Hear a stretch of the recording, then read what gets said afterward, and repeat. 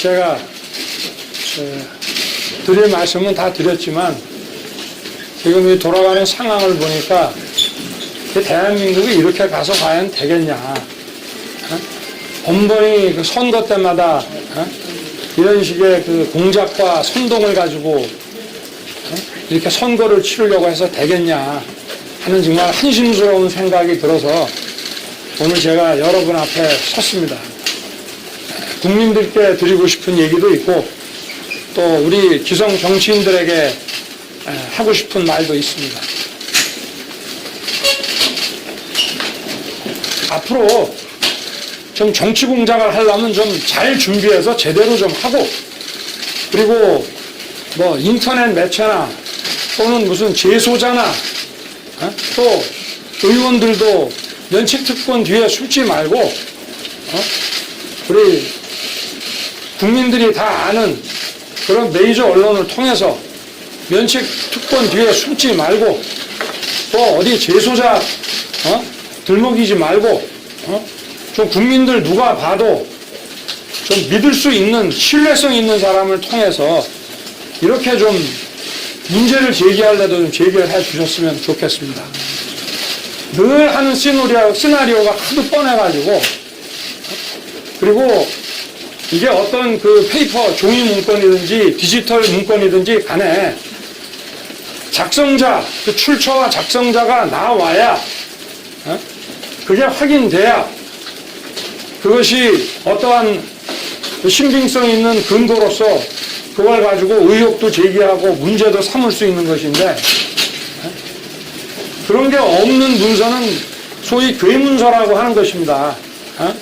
이런 괴문서를 가지고 국민들을 갖다 이렇게 혼동에 빠뜨리고, 오늘도 제가 보니까 제가 뭐 중앙지검장 때 그 성남에 어디 그 조직폭력사범 중앙지검 강력부에서 수사를 하면서 어느 대선주자, 당시에는 시장이었는지 지사였는지 모르겠습니다만은 그 재소자의 또 말을 빌려가지고 하필이면 이때 제가 그 당시에 그 분에 대한 비리를 대라라고 수사팀에서 강요를 했다고 하는데 정말 터무니없는 얘기고요. 그리고 이거를 인터넷 매체에다가 제일 먼저 제보했다고 하는 사람, 여러분 전부 다 알고 계시죠? 그 사람의 신상에 대해서. 과거에 그 사람이 어떤 일을 벌였는지 여의도판에서는 모르는 사람이 없고 저도 들었습니다. 여기 계시는 분들 아마 전부 아실 거예요. 근데 그 사람이 어떻게 갑자기 언론에 제보부터 먼저 한 사람이 어떻게 갑자기 공익제보자가 됩니까? 그렇게 폭탄을 던져놓고 숨지 말고 당당하게 나와서 그 디지털 문건의 출처, 작성자에 대해서 정확히 대라 이 말입니다. 그리고 검찰이라는 데가 엄정하게 조사하는 데지 요건도 맞지 않는 사람을 언론에다가 제보하고 다 공개한 사람을 느닷없이 공익제보자로 만들어주는 그런 기관입니까? 이런 사람들이 공익제보자가 되면 이 공익제보라고 하는 것의 그 취지에 맞는 것입니까 이게? 저는 정치인들에게 부탁 말씀을 좀 드리겠습니다. 선거에 나오는 사람은 누구나 국민들께 무한 검증을 받아야 됩니다. 그러나 의혹을 제기하고 검증을 요구하려고 하면 정상적인 자료로 정상적인 절차를 통해서 문제를 제기하는 사람도 그것이 허위일 때는 당당하게 책임질 수 있는 그런 절차와 방법을 통해서 하라 이런 얘기입니다. 그렇지 않으면 이거는 국민을 모독하는 것이고 국민을 상대로 사기치는 것입니다. 우리나라 국민들이 20년 전에 김대엽 사건이나 기안건설 사건 같이 그렇게 허무맹랑한 일에 허물어지고 판단을 잘못하실 분들이 전 아니라고 생각합니다. 그래서 이런 정치 공작, 제가 그렇게 무섭습니까? 저 하나 그런 공작으로 제거하면 정권 창출이 그냥 됩니까? 당당하게 하십시오. 그리고 국민들께서는 진행 중인 내용들을 좀 꼼꼼하게 잘 보시고 다시는 이런 정치 공장에 현혹되지 마시고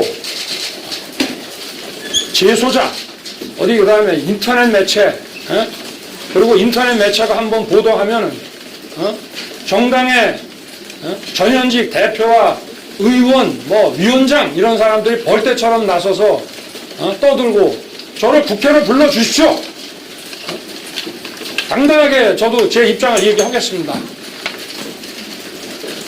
치사하게 숨어서 오지 말고 의혹을 제기하는 사람은 그것이 사실이 아니면 책임질 각오를 하고 그렇게 좀 해주시기를 바라겠습니다. 네, 질문 받겠습니다. 오늘 아침에 김웅 의원 기자회견 보셨을 텐데 좀 어떻게 보셨는지 입장 한번 말씀해 주시면 그래서 제가 오늘 오전에 행사가 있어서 뭐 입장문만 제가 좀 봤는데 뭐 특별한 게 없지 않았나 이런 생각이 듭니다. 네. 그 제보자 뒤에 어떤 배경이 있다고 생각하시고 계신데요? 제가 지금 이 말씀드린 게 전부고 그 부분에 대해서는 여러분이 아마 저보다 더 잘 알고 계시지 않나 싶습니다. 네. 총장님, 방금 국회로 불러달라 당당히 말씀하시겠다 했는데요. 그럼 여당 차원에서 무슨 국회에서 진상조사를 한다면 출석하시겠다는 뜻입니까? 아니 저를 뭐 무슨 뭐 현안질의 뭐 이런 데서 뭐 소환한다 이런 얘기도 있기 때문에 얼마든지 제가 응하겠습니다. 네. 오늘 김웅 의원이 기자회견에서 네. 윤석열 검사로부터 고발장을 제출받을 수 있는 가능성도 사실 좀 여러 군 발언들을 했거든요. 네. 만약에 이제 홍 검사로부터 이제 검찰에서도 감찰하고 나중에 아니면 수사까지 하겠구나. 그러니까 신속하게 나는 조사하기를 바라고요. 그리고 여러분도 상식적인 맥락에서 한번 보십시오. 저희 처와 한동훈 검사장의 그 채널A를 두 건을 묶어서 고발장을 쓴다는 것도 상식에 맞지 않고 저는 그 어느 언론의 그 고발장 내용들을 좀 인용을 해서 썼는데 그러지 말고 그거를 좀 크게 사진을 찍어서 그대로 좀 공개를 했으면 좋겠습니다. 제가 그 내용을 좀 언론을 통해서 잠깐 보니까 이게 도무지 검사가 작성했다고 저는 상식적으로 납득이 가지 않고 그리고 지금 제 처에 무슨 주가 조작 의혹이냐 하는 게 지금 특수부에서 1년 6개월째 지금 하고 있습니다.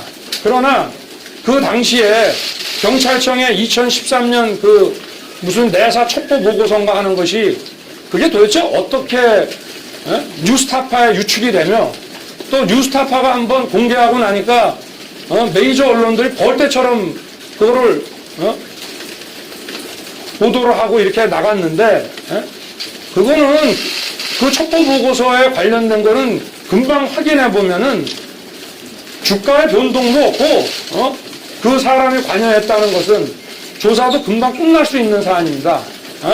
그것도 시기도 그게 벌써 11년 전입니다.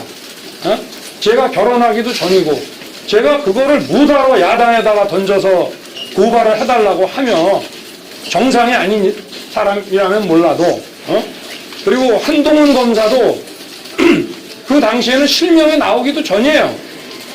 그래서 성명불상이기 때문에 일단 인권부에서 조사를 한 다음에 중앙지검에다가 제가 남부지검 사건까지 전부 끌어다가 중앙지검에다 압수수색 등 수사를 제가 지시를 했는데 도대체 이거를 야당에다가 줘서 뭘 어떻게 하겠다는 것입니까?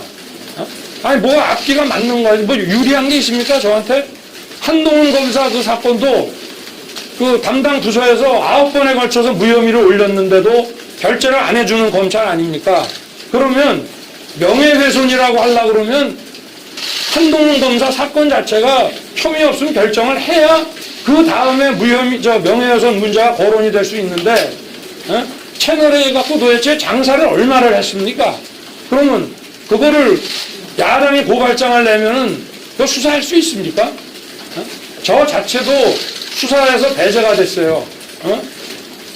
그리고 대검 실무진과 중앙지검의 의견이 맞지 않아서 수사심의에 회부하려는 것도 못하고 계속 수사를 지휘권을 박탈하고 했는데 도무지 무슨 그거를 야당을 통해 갖고 고발을 시켜 갖고 뭘 어쩌자고 한다는 겁니까? 상식에 맞아야 뭐 가능성이 있는 것이죠. 네, 또 한 가지만 더. 수사정보 정책관이 네. 경찰총장 네. 지시 없이 움직일 수 있는 자리입니까? 아니 정당한 일이라면 자기 원래 본래 하는 일이라면 저 대검 차장 총장한테만 보고하는 게 아닙니다. 총장한테 먼저 보고하고 차장한테 보고하든지 차장 보고를 하고 총장한테 보고를 하든지 절차를 다 거쳐서 하는 것이고요. 그 이외의 일은 어떻게 돌아가는지 모르죠. 그리고 그 당시는 총선 전이기 때문에 거의 하루 종일 저 각종 그 선거사범 사건에 대한 지휘에 분주할 때입니다. 선거가 코앞인데 상식적으로 말이 되는 걸 가지고 해야 저는 도저히 이해할 수가 없습니다. 네. 수사정보 정책관이 네. 경찰총장 지시 없이 움직일 수 있는 자리입니까? 움직일 수도 있죠. 자기가 누구 만나고 누구하고 문건 주고받고 만약에 그런 게 있다고 한들 그런 걸 다 총장한테 보고하고 뭐 결재받고 옵니까? 더구나 한번 보십시오. 그 보도에 난 그 고발장 내용 그 언론에서 인용한 걸 보면 4월 3일 날에 일어났던 일들이 막 4월 3일자 고발장에 들어가 있더라고요. 그거는요 현실적으로 불가능한 일입니다. 네. 그 지난번에 이 의혹이 나오고 난 다음에 이제 근거가 있으면 자료나 이런 게 있으면 대보라고 그렇습니다. 이렇게 말씀하셨는데 그 이후에 이제 그 근거로 네. 한중성 보냄이라고 쓰여져 있는 그런 파일이 있어서 이제 텔레그램 그 채팅창이 다 캡처가 됐는데 그 정도 이제 사람들이 볼 때는 그럼 제가 말씀드리겠습니다. 자, 그러면 제가 김갑동이라고 하는 공직자가 뇌물을 받아 먹었고 내가 그 현장에서 그걸 봤습니다. 해가지고 뭐 목격자라고 하면서 박아무개라고 해서 제가 진정서를 딱 써서 보냈어요. 보냈는데 나는 그거 쓴 적 없다 그래 박아무개는. 그럼 그 문서가 뭡니까? 그게 괴문서 아닙니까? 문서가 있고 이것이 디지털 형태든 지면 형태든지 간에 그 출처와 그리고 작성자가 딱 드러나야 되는 거 아닙니까? 그러면 지금 예를 들어서 뭐 지난 6월인가 7월 달에 뭐 저에 대한 무슨 엑스파일이라는 거 그죠? 그 장모라는 분이 얘기를 했는데 그럼 그게 출처가 있습니까? 그 문서를 작성한 사람이 누군지 나옵니까? 그게 있어야만 근거 있는 의혹을 제기할 수 있는 겁니다. 적어도 선거에 나온 공직자에 대한 검증은 그런 방식으로 해야 되는 것입니다. 그럼 이제 그런 정도의 근거로는 이제 언론이 보도할 수 없다고 보시나요? 그 정도 근거를 갖고 이제 우리는 보도했다고 이제 주장을 하고 있는데 네. 근거가 된다고 판단해서 그렇게 이제 보도를 계속 하고 있는데 그분은 근거가 안 된다고 보시나요? 아니 어느 정도 근거가 있어야지 그걸 가지고 그래 첫 번째 보도는 할 수 있다고 칩니다. 그러나 정치권이 이걸 가지고 이렇게 할 일은 아니죠. 그리고 확실하게 찾아야죠. 누군지. 그죠? 지금 뭐 그럼 언론에 그 제보한 사람은 그게 왜 공익제보자가 됩니까? 공익제보가 되려면 수사기관이나 권익위 이런 데 최초로 들어가야 됩니다. 여기까지 하게 근거를 대보라라고 얘기를 하는 거. 네. 어느 정도 이제 보도가 나왔을 때 네. 그런 걸 가지고 보도한 내용에 대해서 어떻게 보면 국민들한테 얘기할 수 있는 건데 이게 네. 증거를 대라는 식으로 얘기하는 건 부적절한 그런 표현이 아니었는데 증거라는 무슨 재판의 증거를 대라는 것이 아니고 상식에 맞는 합당한 근거를 대고 이 의혹을 계속 진행시키라 이런 말씀이에요.